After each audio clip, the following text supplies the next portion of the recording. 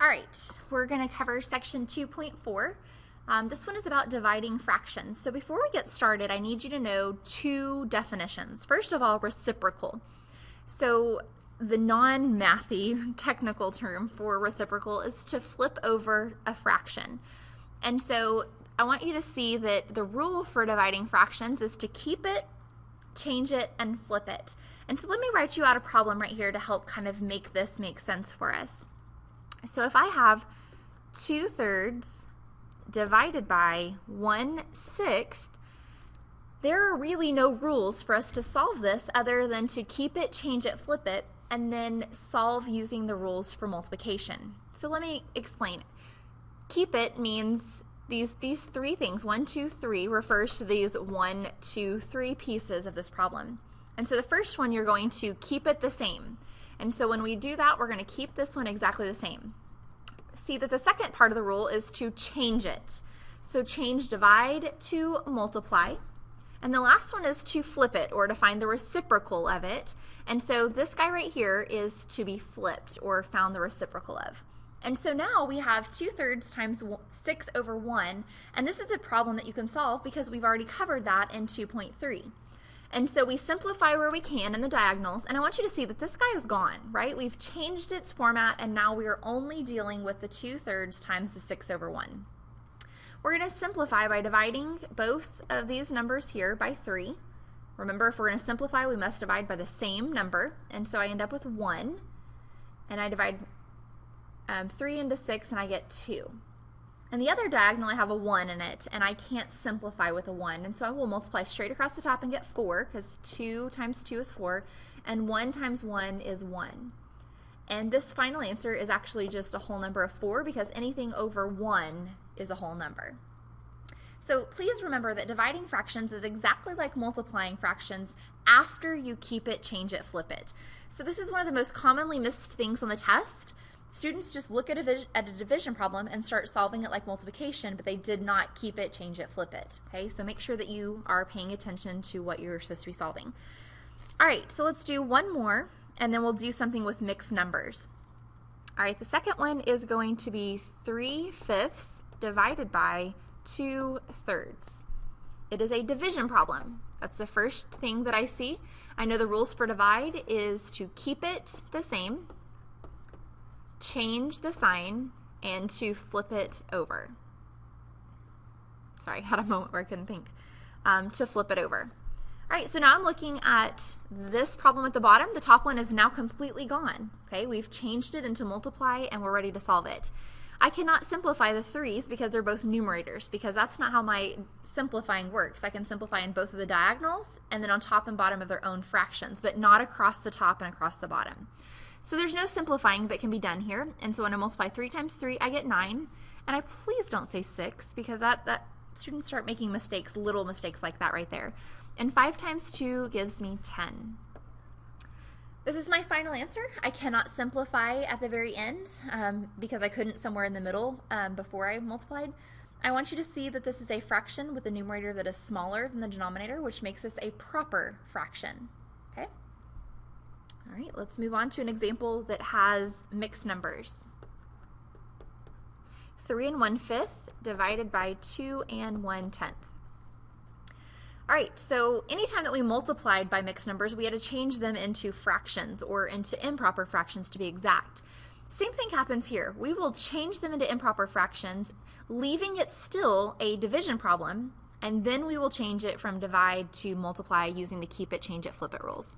So remember, the upside down C, multiply, then add. Remember that our denominators will stay the same, so I'm going to go ahead and bring them down. Remember, we are not changing this divide yet. We'll do that in another step. I just want to make sure I get the numerators on here correctly. So 5 times 3 gives me 15. 15 plus that 1 at the top gives me 16. I have 2 times 10, which is going to be, oops, sorry, I'm getting crazy here, which is 20. I add the 1 that I have at the top, and I end up with 21. All right, so this problem's gone at the top, and now I'm at this middle stage, okay?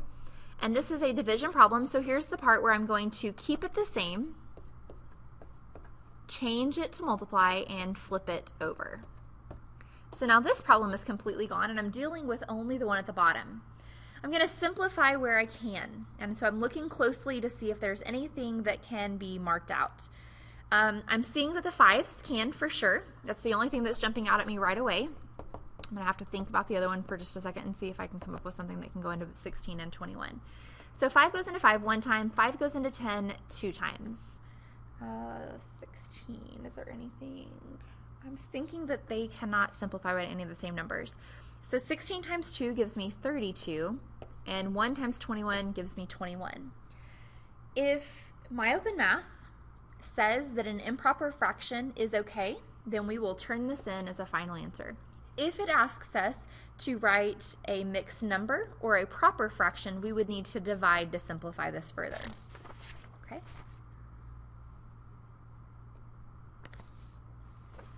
All right, we're going to end with a word problem for this section, and then again, these are always a little difficult, so I'd like to type one of these out so we can discuss it here.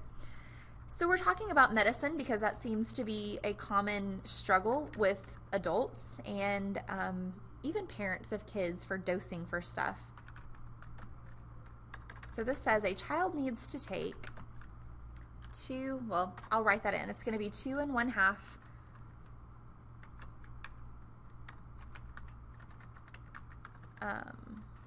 let's just do TSP, because that's teaspoons of,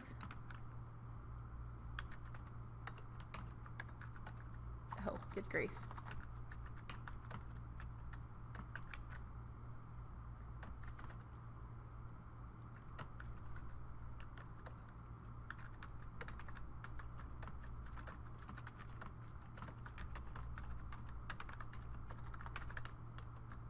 All right, so a child is taking, and remember I told you I was going to write it in, so here's this measurement that we need to write in. And this is going to be 2 1/2 is what we're dealing with right there. So we have 2 1/2 teaspoons of medicine a day in 4 equal doses. So what is unnecessary information in this? Well, we don't really care who. I mean, we do, but not for this problem.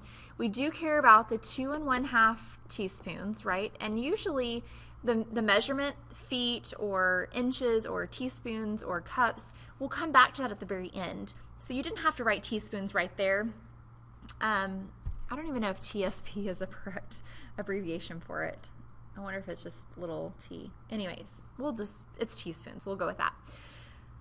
In 4 equal doses. So the 4 equal doses is definitely important, and it's asking for how much in each dose. So if I have a measurement and I need to break it into equal parts, I'm dividing by those how many equal parts I need. So what I'm really doing is I'm taking 2 1/2 and I'm dividing it by 4.